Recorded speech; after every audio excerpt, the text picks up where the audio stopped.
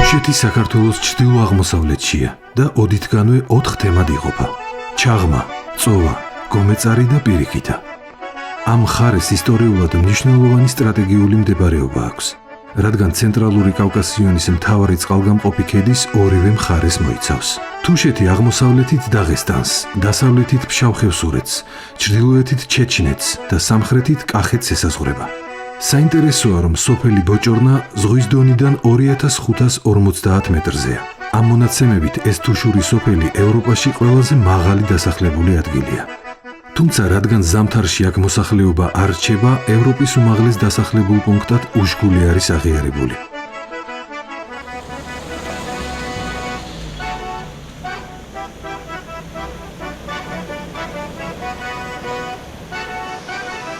სანამ ჩვენი ქვეყნის ამ ერთ-ერთ ულამაზეს მხარეს ნახავ, წინ გრძელი სახიფათო და დამღლელი გზაა.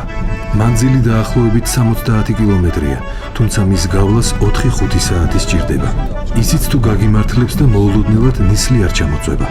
ნისლი აქ ხშირად იცის და ზოგჯერ იმდენად ძლიერი, რომ ვეღარაფერს ხედავ.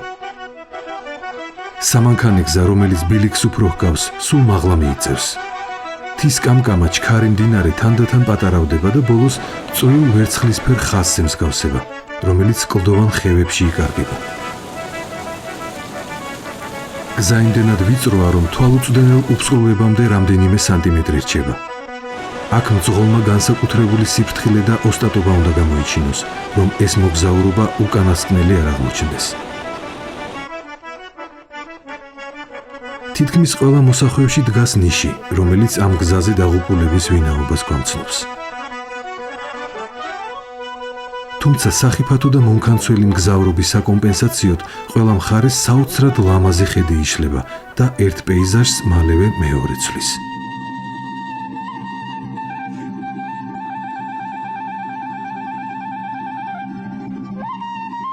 თუშეთის ცენტრია ომალო, რომელიც ორ სოფლად, ზემო და ქვემო ომალოდ იყოფა. მათ შორის მანძილი იმდენად მცირეა, რომ ფაქტობრივად ერთ დასახლებას წარმოადგენს. ზემო ომალოს კესელოს ციხე გადმოჰყურებს, რომელიც ახლა 6 კოშკისგან შედგება. ისტორიული ომალო სწორედ კესელოს ციხე და მისი ახლო შემოგარენია. ომიანობის დროს მოსახლეობა თავს ამ კოშკებს აფარებდა. მე-19 საუკუნიდან კი ხალხი ცოტა ქვემოთ, ახლანდელი ომალოს ტერიტორიაზე ჩამოსახლდა. ციხე მთაზეა, საიდანაც დიდი სივრცე ჩანს. ფიჭვნარით დაფარულ მთებს ალპური მწვერვალები ენაცვლება. შორს მთების ფერი და მოხაზულობა თანდათან ბაცდება, ფერმკრთალდება და ბოლოს თითქოს ცას უერთდება. ეს ადგილი ტურისტებს ძალიან უყვართ. საინტერესოა, რომ თუშეთი საქართველოში ერთ-ერთი უიშვიათესი ადგილია, სადაც ქართველზე მეტ უცხოელ დამსვენებელს შეხვდები. აქ ერთი საინტერესო გარემოებაც იკვეთება. სტატისტიკურად ჩვენ ქვეყანაში ტურისტების უდიდესი ნაწილი პოსტსაბჭოთა ქვეყნებზე მოდის. თუშეთში კი ძირითადად ცენტრალური და დასავლეთ ევროპიდან ჩამოსულები ჭარბობენ. თუშეთში გუშინ ამოვედით. პირველი შტაბ-ბეჭდილება გზამ მოახდინა, რომელიც ერთდროულად ჩიშის მომგვრელიცაა და აღმოფრთოვანებელიც. აქ ლამაზი პატარა სოფლებია. ახლა შენაკოდან მივდივარ და გეზი ომალოს კოშკებისკენ მაქვს. ფიქრობ, რომ თუშეთი ყველა ადამიანმა უნდა ნახოს. აქაურობა მსოფლიოს არც ერთ მხარეს არ ჰგავს. ეს თვითმყოფადი, ლამაზი და თითქოს ცალკე არსებული სამყაროა. სასტუმროს ზოგიერთი მეპატრონე თუშეთის უკეთ გასაცნობად უცხოელ სტუმრებს ცხენით მოგზაურობას, თევზაობას, შესანიშნავ ადგილობრივ სამზარეულოს დაგემოვნებასა და თუშური ფოლკლორის გაცნობას თავაზობს. ტურისტებს განსაკუთრებით მშვილდოსნობაში შეჯიბრი ხიბლავთ. თუშები ოდითგანვე საუკეთესო მოისრეებად მიიჩნეოდნენ და ბევრ აქაურ ოჯახში კაცობრიობის ისტორიის ეს ერთ-ერთი უძველესი იარაღი დღესაც ინახება. ნუგზარ იდოიძე სტუმრებს ისრის მიზანში სროლას ასწავლის, რაც უცხოელების დიდ ინტერესსა და მხიარულებას იწვევს.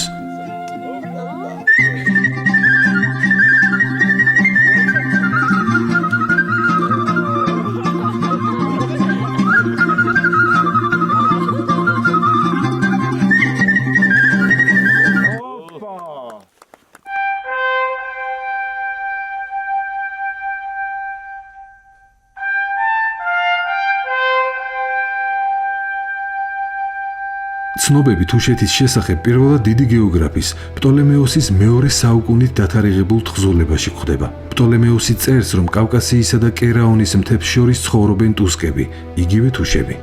ქართულ ისტორიულ წყაროებში კი თუშეთი პირველად წმინდა ნინოს მიერ ქართლის მოქცევაში არის მოხსენიებული, როდესაც მეფე მირიანმა 323 წელს მთიელების გასაქრისტიანებლად წმინდა ნინო და ერისთავი გაგზავნა.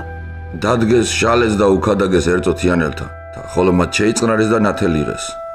ხოლო ფხოველთა დაუტევეს ქვეყანა მათი და გარდავიდეს თუშეთს და სხვანიცა მთიულნი არ მოექცნეს.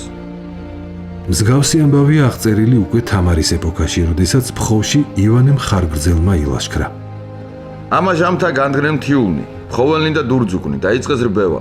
მაშინ წარავლინა მათ ზედა მეფემან თამარ ათაბაგი იოვანე. ხოლო იოვანე ავიდა მთასა ხადისასა და წარლო წვერწვერა და წარდგა ფხოველთა, დიდოთა და დურძუკთა და უწყო რბევანი და სრვანი. ხოლო დურძუკნი მოერთნენ სრულიად ძღვენითა დიდითა, არამედ დაჰყომუნ თუე სამი აღიხვნა მძევალი და უკუ მოიქცა. ფხოველების, დიდოელების და დურძუკების, ესე იგი თანამედროვე ქართველი მთიელებისა და ჩრდილოკავკასიელების წინაპრები, რომელთაც არ სურდათ დამორჩილებოდნენ ერთიან საქართველოში გავრცელებულ ქრისტიანულ რელიგიას, თუშეთის მიუვალ მთებში გადავიდნენ და თან წაიღეს თავისი წარმართული სალოცავების, იახსარის, ლაშარის, კოპალასა და სხვა ღვთისშვილთა ნიშები. ასე რომ თუშეთში აღმოსავლეთ საქართველოსა და ჩრდილოკავკასიელ მთიელთა ერთგვარი კონფედერაცია შეიქმნა. ამას დაემატა საქართველოს სხვადასხვა კუთხიდან, სხვადასხვა მიზეზით თუშეთს თავშეფარებული მოსახლეობა. ეს რა თქმა უნდა არ ნიშნავს, რომ თუშეთში მხოლოდ გადმოსახლებული ხალხი ცხოვრობს. ამ მხარეში მასშტაბური არქეოლოგიური სამუშაოები არასდროს ჩატარებულა, თუმცა უკვე არსებული მასალა ცხადყოფს, რომ აქ ადამიანი ადრე ბრინჯაოს ხანიდან სახლობდა.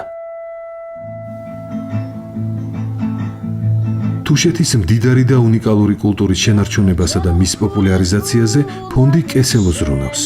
ორგანიზაცია გასული საუკუნის 80-იან წლებში შეიქმნა და დღემდე არაერთი მნიშვნელოვანი პროექტი განახორციელა. ფონდის პირველი დიდი წარმატება ჯერ კიდევ საბჭოთა კავშირის პერიოდში დართლოსთვის კულტურული მემკვიდრეობის ძეგლის სტატუსის მინიჭება გახდა. კესელოს ციხე-კოშკის გადარჩენა და რაც მთავარია ავთენტურობის მაქსიმალური დაცვით აღდგენა სწორედ ფონდის საქმიანობის შედეგია. ფონდი კესელო არის დღესდღეობით ერთადერთი საზოგადოებრივი ორგანიზაცია, არასამთავრობო ორგანიზაცია, რომელიც თუშეთში ახორციელებს ფართო კულტუროლოგიურ სამუშაოებს. მას შემდეგ, რაც ორგანიზაციას ჰოლანდიელებიც შეუერთდნენ, ფონდის საქმიანობა უფრო მასშტაბური გახდა. ახლა კესელო ქართულ-ჰოლანდიური ორგანიზაციაა, სადაც მიმდინარე პროექტების პარალელურად სამომავლო გეგმებზეც მუშაობენ. დღეს თუ კესელოს ჩვენ ვხედავთ, რომ უკვე 6 კოშკია აღდგენილი, ეს სწორედ მათი და ამ ფონდის დამსახურება. გარდა ამისა, ფონდმა თვითონ შიგნით სოფელში ომალოში 8 სახლი აღადგინა ძველი ტრადიციული არქიტექტურით. სულ ხედავს და მაგალითი გადააქვს, თუ რაიმე შენდება და კეთდება, სურვილი აქვს, რომ ძველი ტრადიციული არქიტექტურით იყოს აღდგენილი ყველა სახლი. ჰოლანდიელებთან ერთად თუშეთის კულტურული მემკვიდრეობის გადარჩენაზე ჩეხებიც ზრუნავენ. უკვე მეხუთე წელია, რაც ჩეხი ახალგაზრდების ჯგუფი ფონდ კესელოს საქმიანობაში არის ჩართული.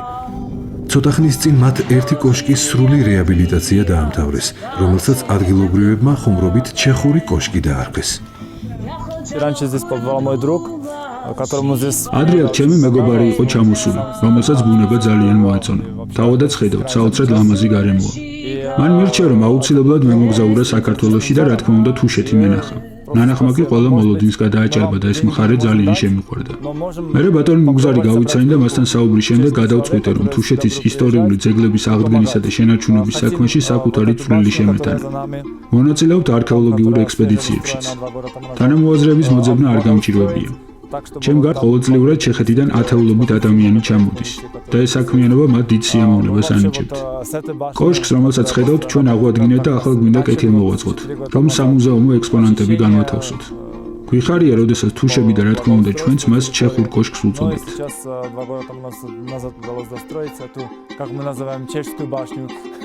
თუშეთის ეთნოგრაფიული მუზეუმის დაარსებაც ფონდ კესელოს სახელს უკავშირდება. მუზეუმში დაცული ბრინჯაოს ხანის ექსპონატებით ნათლად ჩანს, რომ მეცხვარეობას თუშეთში უძველესი პერიოდიდან მისდევდნენ. ჩვენ ვიმყოფებით მეცხვარის საცხოვრებელში შინაში, რომელსაც ძველად ციხესახლს ეძახოდნენ ხოლმე. ხაი ამ ციხესახლებში ცხოვრობდა მეცხვარის ოჯახი. თვითონ ეს კულტურა, ჩვენი თუშეთის კულტურა შეიძლება განისაზღვროს როგორც წყემსური კულტურა. აქ არის წარმოდგენილი სარძის საწველი ქვაბქოთანი, რომელზეც ორი სიმბოლო ნიშანია. თუშების საუკუნეების განმავლობაში მჭიდროდ იყვნენ და არიან დაკავშირებული მეცხვარეობასთან. თუშეთს შეხიზნული ნებისმიერი ადამიანი წარმომავლობის მიუხედავად თუ კი ის მეცხვარე იყო, უკვე თუშად ითვლებოდა. თავად თუშეთის გარდა მათი სამოქმედო არეალი მოიცავდა უზარმაზარ ტერიტორიას, ჩრდილოეთ დაღესტნიდან, ყიზლარიდან მოყოლებული შირაქ-სამუხის საზღვრითა და ჩრდილო აზერბაიჯანის ყარაიის ველებით დამთავრებული. წლის განმავლობაში, სულ ბუნებაში, მთებში ყოფი მეცხვარე ყვარის ლმობიერი, ყოველთვის უხარია ადამიანის დანახვა, არის დიპლომატი, რამე თუ უწევს ზამთრის საძოვრებზე გადასვლა, ფსიქოლოგიური წონასწორობის შენერჩუნება და ყოველივე ამან ჩამოაყალიბა თუშის ხასიათი, ასე ეთნოგრაფიული სტერეოტიპები. მშვიდობიანობის დროს არის შემწყნარებელი, ძალიან ჰუმანური, მაგრამ მტერთან ძალიან შემართული, მობილიზებული და შეუპოვარი.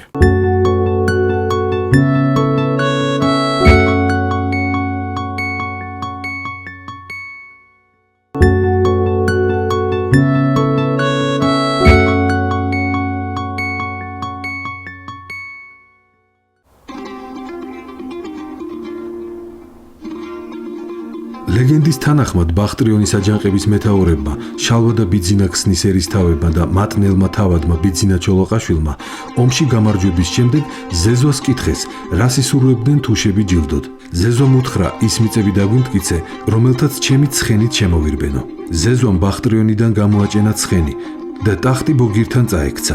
აქედან მოდის ზეზვას საბრძოლო ფსევდონიმი გაფრინდაული, რომელიც მის შთამომავლებს დროთა განმავლობაში გვარად ექცა.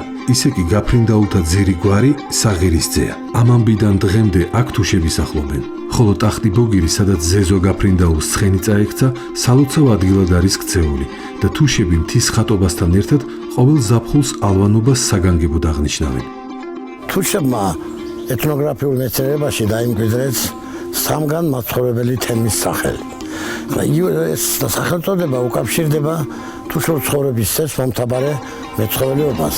თუშური მეცხოველეობა არ შეიძლება ზამთარში ვითარდებოდეს თუშეთის ტერიტორიაზე, ძირითადად წყალგამყოფ ქედს-იქით. ხდებოდა, რა თქმა უნდა, მომთაბარეობა, რომელიც ისტორიულად ხორციელდება თუშეთი ალვანის შემდგომ უკვე შირაქ-სამუხის ამ გეოსოციალურ არეალში 4-5-თვიანი სამეურნეო ციკლით. აი ეს მთელი შირაქში შექმნილი და თუშეთში შექმნილი პროდუქცია ჩამოდის ალვებში და აქ ხდება მისი მარკეტინგი. ეს არის სოციალური აკუმულატორი, სოციალურ-ეკონომიკური აკუმულატორი ყველაფრის, რასაც ქმნის თუში ადამიანი აი ამ 12 თვის მანძილზე. ახლა თუშებს ცხვარი ზაფხულის საძოვრებზე ჰყავთ გაშვებული. გომეწრის ხეობაში ძნელად მისადგომ სოფელ ვაკისძირის თავზე ფრიდონ გაფრინდაულსა და მის მწყემსებს საზაფხულო სადგომი აქვთ, რომელსაც აქაურები ფიდოს ბინას ეძახიან. ვაკისძირი ბახტრიონის აჯანყების ცნობილი გმირის, ზეზო გაფრინდაულის მშობლიური სოფელია. აქ ახლაც ძირითადად გაფრინდაულის გვარის ხალხი ცხოვრობს, სადაც არათუ სამანქანეგზა ბილიკიც კი არ მიდის.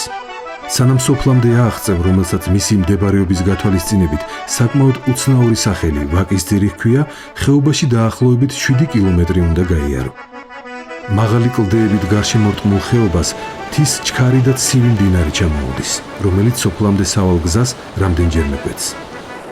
შესაბამისად, თუ ცხენი არ აკყავს, წელამდე წყალში ბევრჯერ მოგიწევს შესვლა. გზაში წვიმამაც მოგვისწრო და საბოლოოდ ერთიანად გალუმპულებმა ნისლში გახვეულ სოფლამდე მივაღწიეთ. მერე სოფელსაც გავწდით და მწყემსების სადგომში ავედით. აქ უკვე ალპური ზონაა.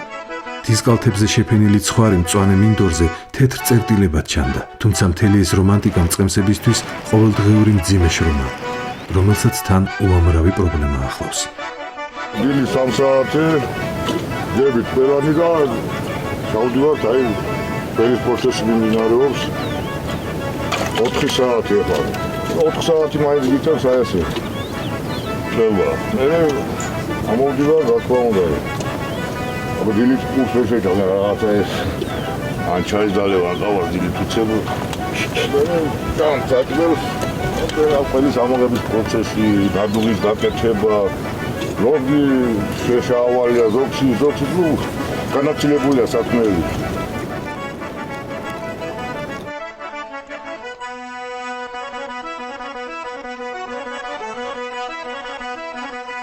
თავარი დარგი ერთადერთი არის მეცხვარეობა თუშეთში. ემაგით მოიდა თუშეთისა და თუშების დღემდის. და ესეთი გაჭირვებაც მეცხვრის ისტორიიდან რაც კი მოდის არაა მეცხვარეობა. არ ახონია სხვა, როგორ დღეს უჭირს. დარგი და მეცხვარეობა თუ მოისმო, მომხდარია მთელი თუშობაც. წემსებს ყველაზე მეტად საძოვარზე მაღალი გადასახადი აწუხებთ, რაც მათი თქმით მეცხვარეობის ისედაც მძიმე საქმეს ნაკლებად მომგებიანს ხდის. ამბობენ, რომ ამას მომავალი თაობაც ხედავს და ახალგაზრდა თუშებს ცხვარში წასვლის სურვილს უკარგავს. შეიქმნას კომისია, ჩამოიდნენ ეკონომისტები, მეცხვარეებს დაუძახონ, ადგილობრივი ხელისუფლებიდან, ცენტრალური ხელისუფლებიდან, სამხარეო ხელისუფლებიდან დაასხდნენ, დაიანგარიშონ მეცხვარის შემოსავალი რა აქვს, ხარჯი რა აქვს და იქიდან გამომდინარე ვილაპარაკოთ გადასახადში. წემსები დროის საკმაოდ დიდ ნაწილს გზაში ატარებენ. ზამთრიდან ზაფხულის საძოვრებამდე და პირიქით მრავალსულიანი ფარის გადაადგილება ბევრ პრობლემას ქმნის. ჩვენ ზამთარში ჩავდივართ სამუხში, აზერბაიჯანის საზღვარიაში აქ დედოფლის წყაროს იქიდან ამოდივართ აგე 400 კილომეტრზეა. აქედან იქამდე რომ ჩახვიდე 4 თვე იქ ავცხოვროთ, 4 თვე აქ ავცხოვროთ, 4 თვე გზაში ვატარებთ. სად უნდა ვატაროთ სხვარი. არავინ არ ინტერესდება მაგით. თუ აი საიდან, იქიდან, შირაქიდან მთაში როგორ ამოიდე კანონიერად. აი მაგას მინდა რომ მე თვითონ კანონიერად ვიმგზავრო და ვერა. საფრთხე ხვალ ერთი სამანქანე გზა მოდის. აქეთაც ყანაა, იქით დათესია. არავაც ვარ კიდე იგეთი რამეა რომ შეერს ვერ გამოატარებით. იქ ცოტა სიგწახდა, ცოტა სიგამოიგდება და შარი ხდება გზაზე. მოდის ის შემნაირი გლეხია. მატყლი, რომელიც ყოველთვის მეცხვარეების შემოსავლის ერთ-ერთი ძირითადი წყარო იყო, დღეს მხოლოდ ხარჯია, რადგან ტრანსპორტირების ფასსაც ვერ ანაზღაურებს. ლა ჩემ პროდუქციას ვერ ავყიდით. მატყლის პროდუქციას მაგალითად ქმნით და ვყრით. და ეხლა ცხვარს იმიტომ პარსავთ, რომ იმატყლიან ვერ დასტურს. ელემენტარული რამე ავიღოთ აი მატყლისგან რაც შეიძლება რომ გაკეთდეს და სახელმწიფოს დაშინდეს. ჯარისკაცები ხავს. ყველა ჯარისკაცს თითო ადეილახობა იწვდა. ეგრევე პატიმრები ხავს. იმ პატიმარსაც ერთი ადეილახო და რისგანაც შეიძლება ჩვენი თუშური მატყლისგან დამზადდეს და ისახონდეს. ეგრევე საავადმყოფოები აქვს. აი მაგაში რაღაცა რო შეიმუშაო თვითონვე და რაღაცა ის მატყლი განაბევრია კაცო.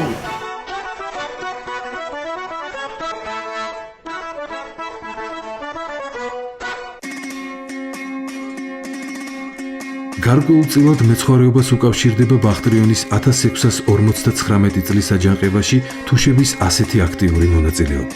მართალია ირანული ჯარი უშუალოდ მთებში ვერ ავიდა, მაგრამ კახეთის დაპყრობამ და მოოხრებამ საქართველოს მთიანეთი და მათ შორის თუშეთიც სასიცოცხლო სივრცის, საძოვრებისა და სახნავების გარეშე დატოვა. საინტერესო ამბავი მოხდა ბახტრიონის გალავანთან. ციხესთან ხევსურებისა და თუშფშავლების რაზმებით ცალ-ცალკე დაბინავდა. ზეზო გაფრინდაული ამ დროს მზვერავებს აგზავნის არა ბახტრიონისკენ, სადაც ირანელების მრავალრიცხოვანი გარნიზონი დგას, არამედ ხევსურებისკენ. ნაბდები წაუხურავთ და სძინავთო, უთხრეს მზვერავებმა. ეგეებ არ დაიძინებდესავ, უთქვამს ზეზოს. და მართლაც, ხევსურები ჩუმად გაპარულან, რომ პირველებს შეეტიათ ბახტრიონისათვის და თვითონ უფრო მეტი სახელი დარჩენოდათ. ქიშპისა და ურთიერთჯიბრის მიუხედავად, ქართველებმა მაინც გაიმარჯვეს ამ ბრძოლაში და თუშებმაც განსაკუთრებით გამოიჩინეს თავი. ბახტრიონის ეპოპეა, რა თქმა უნდა, თუშურ ფოლკლორშიც აისახა.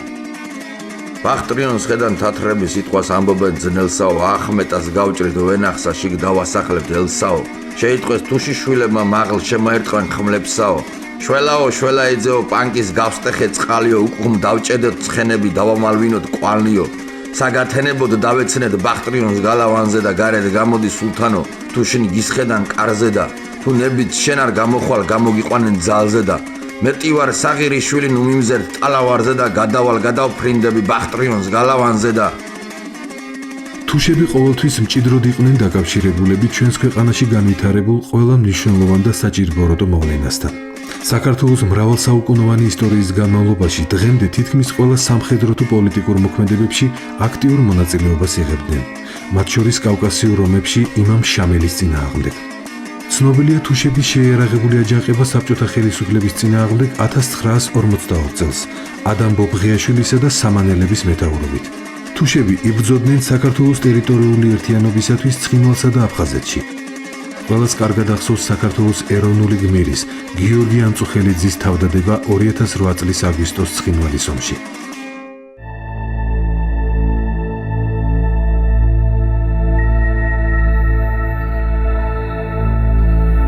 საინტერესო იყო და არის თუშების მტერ-მოყრული ურთიერთობა ჩეჩნებთან და დაღესტნელებთან, სადაც ერთმანეთის დალაშქვრასა და მოსისხლეობას ხშირად კეთილმეზობლური ურთიერთობა, ერთმანეთის დანდობა და გატანა ენაცვლებოდა. ეს ბრძოლები უმეტეს შემთხვევაში ცხარ-მეცხვარეობას, საქონლის გატაცებას, ეგრეთ წოდებულ მეველე მეკობრეობას უკავშირდებოდა და არა ტერიტორიულ პრობლემებს. ამ ბრძოლებში განსაკუთრებული სახელი დატოვეს შეթե გულხაიძემ, თისო ოსორაულმა, გიორგი კარხელაურმა. მე-19 საუკუნის მეორე ნახევრის დასაწყისია. უმალოელი კაცი იყო ხაჩო მელაიძე. იკვლოს ლეკების რაზმი დაეცა. ეს სახნავში იყო, იარაღას ხმულები მუშაობდნენ მაშინ. როგორც კი ეს გაიგო, აგრევე გავარდა შენაქოსკენ, შენაქოზე უნდა გაიარა დიკლოსკენ. იქ უკვე დამთავრებულია ეს ბრძოლა, ეს ლეკები დაფანტულებია, ტყეში არიან და ტყეში თავშეფარებულმა ლეკმა დაინახა, რომ მორბის თუში გაუხარდა, რომ ამ თურს მოულიო და ამარო დაინახა, რომ ლეკი მორბის ამასაც გაუხარდა, რომ ხელსარიელი არ დაუბრუნდებიო და დაიწყო ეს ორთაბრძოლა და მოკლე ხანში ეს ლეკი ამოიდო ქვეშ, ხანჯალი ამოიღო და უნდა რომ თავი გადაუწია და როგორც წესი უნდა მოკლას, ყელი გამოჭრას. ხო და ხანჯალი არ მიდის ყელთან.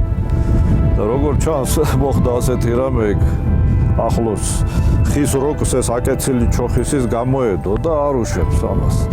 და თვალი წახვიდა და ეს ლეკი თვალით ანიშნებს ესე გვერდზე. და მიიხედა და ეს არის გამოდებული და არ უშვებს. და როგორც კი ეს დაინახა რომ ლეკი ანიშნებს რომ ტოტზე გაქვს მოდებული ისო და ეგრევე ჩააგო ქარქაში ხანჯალი წამოაყენა და შეიყვანა დიკლოში, იმიტომ რომ დაღესტნისაკენ გზა დიკლოზე გადიოდა.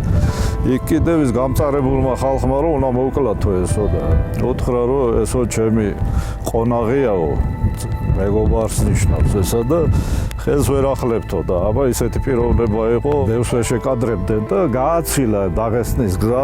იმ ლეკმა დაუძახა, შენი სახელი მაინც მითხარიო. უთხრა რომ ხაჩო მელაიძე ვარო და მას შემდეგ წარმოიდგინეთ, თითქმის 100 წელი გავიდა, 1950-იანი წლებია და ამ დროს თუშეთში კითხვით მოვიდა დაღესტნიდან ერთ-ერთი ლეკი და კითხულობს ხაჩო მელაიძის შთამომავლებს. მოასწავლეს აქ ვანკა მელაიძესთან. 6 თაობა იყო გასული. მე ვანკა მელაიძესთან საუბარში თქვა რომ შევღონდიო, ჩემი დიდი წინაპარიო, ჟაბათხანი ყოფილა იქა და იქიდან მოდის ეს ამბავიო, როგორც ლეგენდაო, ჩემს ოჯახში ტრადიციაო, რომ ყველაო ხაჩო მელაიძის აღგრძელოს ისმება და მისი სახელი მოდის და მოდისო და დამაინტერესო. წავიდეო და ერთი მოუძებნო იმის თამოვალი ხო იქნება ვიღაცაო. ერთი კვირა არ გაუშვია რა თქმა უნდა ვანკა მელაიძეს და გაისტუმრა ესე პატივნაცემი. მას შემდეგ უთხრა იმან, აი ჩემი საგვარეულოდანო, თუშეთზე კაცი აღარ წამოსულა სამტროდო.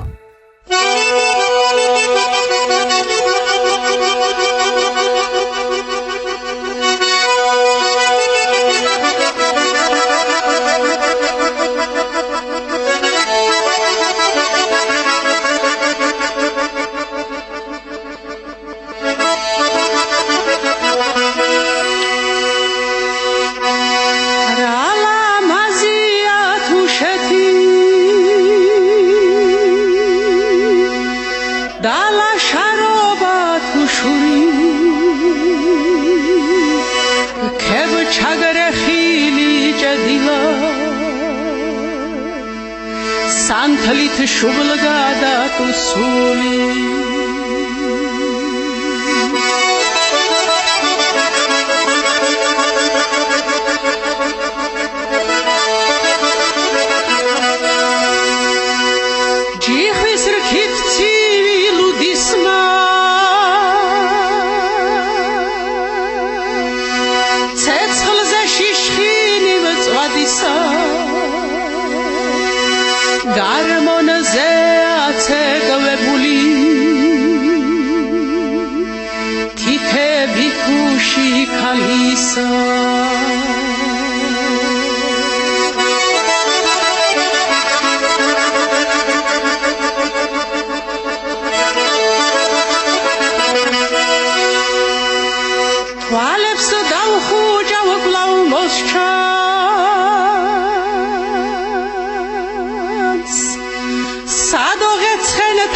სრები დაქორ ბეღელას ფერხულში მგლის მუხლამწემსი ბიჭები რა ლამაზია თუშეთი მისი ლამაზით ვიწვევი